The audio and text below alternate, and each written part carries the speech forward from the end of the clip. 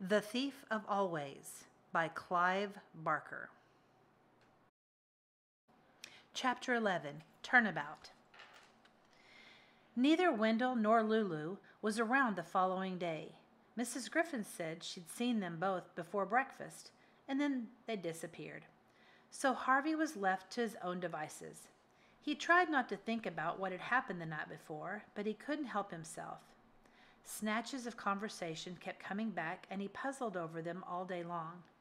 What had Jive meant, for instance, when he told Harvey that turning him into a vampire was not so much a game as an education? What kind of lesson had he learned by jumping off a roof and scaring Wendell? And all that stuff about soul stealers and how they had to be served, what had that meant? Was it Mr. Hood that Jive had been speaking of? That great power they all had to serve? If Hood was somewhere in the house, why hadn't anyone, Lulu, Wendell, or himself, encountered him? Harvey had quizzed his friends about Hood and had the same story from both of them. They'd heard no footfalls, no whispers, no laughter. If Mr. Hood was indeed there, where was he hiding, and why? So many questions, so few answers. And then, as if these mysteries weren't enough, another came along to vex him. In the late afternoon, lounging in the shade of the treehouse, he heard a yell of frustration and peered through the leaves to see Wendell racing across the lawn. He was dressed in a windbreaker and boots, even though it was swelteringly hot, and he was stamping around like a madman.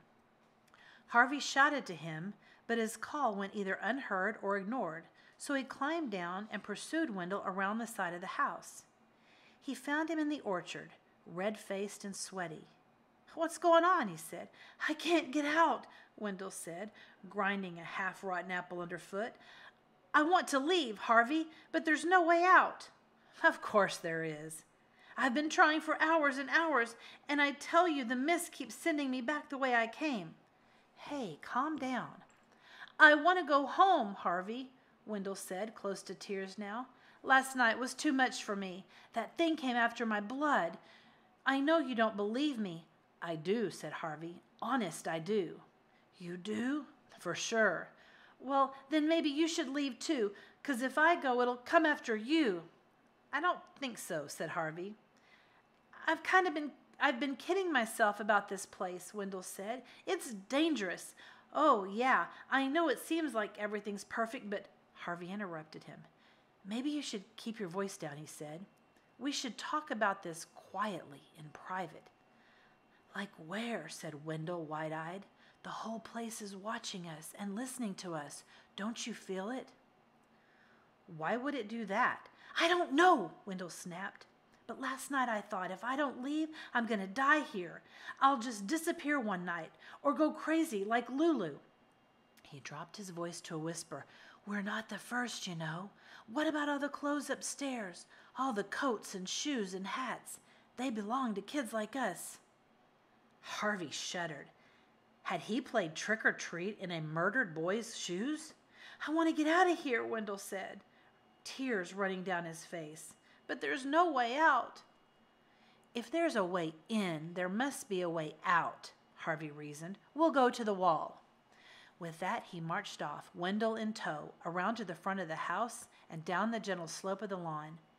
The mist wall looked perfectly harmless as they approached it. "Be careful," Wendell warned. "It's got some tricks up its sleeves." Harvey slowed his step, expecting the wall to twitch or even reach out for him, but it did nothing. Bolder now, he strode into the midst, fully expecting to emerge on the other side. But by some trick or other, he was turned around without even being aware of it, and delivered out of the wall with the house in front of him. "What happened?" he said to himself. Puzzled, he stepped back into the mist. The same thing occurred. In he went, and out he came again, facing the opposite direction. He tried again and again and again, but the same trick was working upon him every time, until Harvey was as frustrated as Wendell had been a half hour before. "Now do you believe me?" Wendell said. "Yep. So what do we do?" "Well, we don't yell about it," Harvey whispered. "We just get on with the day. Pretend we've given up leaving. I'm going to do a little looking around." He began his investigations as soon as they got back into the house by going in search of Lulu. Her bedroom door was closed. He knocked, then called her. There was no reply, so he tried the handle. The door was unlocked. "Lulu," he called, "it's Harvey." She wasn't there, but he was relieved to see that her bed had been slept in and that she had apparently been playing with her pets recently. The doors to the dollhouse were open and the lizards were everywhere underfoot. There was a strangeness, however. The sound of running water led him through to the bathroom, where he found the bath almost full to brimming and Lulu's clothes scattered in the puddles on the tile. "Have you seen Lulu?" he asked Miss Griffin when he got downstairs. "Not in the last few hours," she replied, "but she's been keeping to herself." Mrs. Griffin looked hard at Harvey. "I wouldn't pay too much mind if I were you, child," she said. "Hood doesn't like inquisitive guests." "I was only wondering where she'd got to," Harvey said. Mrs. Griffin frowned, her tongue working against her pale cheek as though she wanted to speak but didn't dare. "Anyway," Harvey went on, deliberately goading Miss Griffin, "I don't believe Mr. Hood exists. Now you be careful," she said, her voice and frown deepening. "You don't want to talk about Mr. Hood that way." "I've been here days and days," Harvey said, realizing as he spoke that he had lost count of his time in the house. "And I haven't seen him once. Where is he?" Now Mrs. Griffin came at Harvey with her hands raised, and for a moment he thought she was going to strike him.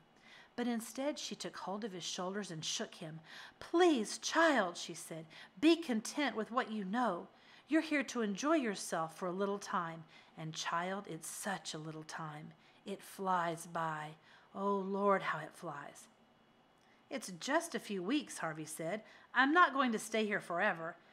Now it was he who stared at her. "Or am I?" he said. "Stop," she told him. "You think I am here forever, don't you?" he said, shaking off her grip. "What is this place, Mrs. Griffin? Is it some kind of prison?" She shook her head. "Don't tell me lies," he said. "It's stupid. We're locked up in here, aren't we?" Now, though she was shaking from fear from head to foot, she dared to make a tiny nod of her head. "All of us?" he asked. Again she nodded. "You too?" "Yes," she whispered. "Me too. And there's no way out. Believe me, if you try to escape again, Karna will come after you." "Karna," he said, remembering the name from the conversation between Jive and Mar. "He's up there," Miss Griffin said, "on the roof. That's where the 4 of them live. Rictus, Mar, Karna, and Jive. You know? I've met them all but Karna." "Pray you never do," said Mrs. Griffin. "Now listen to me, Harvey. I've seen many children come and go through this house. Some of them foolish, some of them selfish, some sweet, some brave. But you are one of the brightest souls I've ever set eyes on. I want you to take what joy you can from being here. Use the hours well, because they'll be fewer than you think." Harvey listened patiently to this. Then, when she'd finished, he said, "I still want to meet Mr. Hood." "Mr. Hood is dead," Mrs. Griffin said, exasperated by his persistence. "Dead? You swear?" "I swear," she replied. On the grave of my poor Clue Cat, I swear. Mr. Hood is dead, so don't ask about him ever again." This was the first time Mrs. Griffin had ever come close to giving Harvey an order, and though he wanted to press her further, he decided not to. Instead, he said he was sorry for bringing up the subject and wouldn't do it again, then left her to her secret sorrows.